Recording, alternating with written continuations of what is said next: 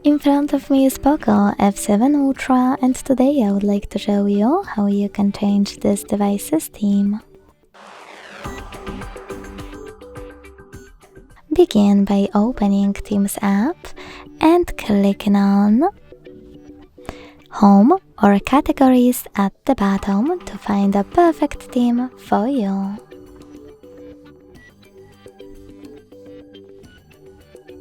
When you find it, click on it. Then buy it or download it.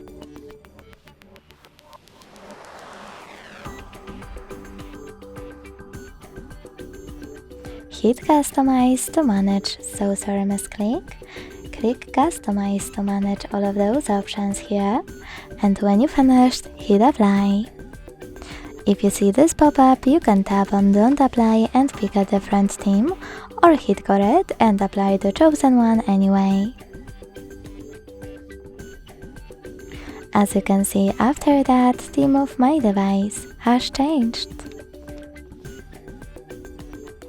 If you want to go back to your default theme, you can always do that by accessing Themes app again.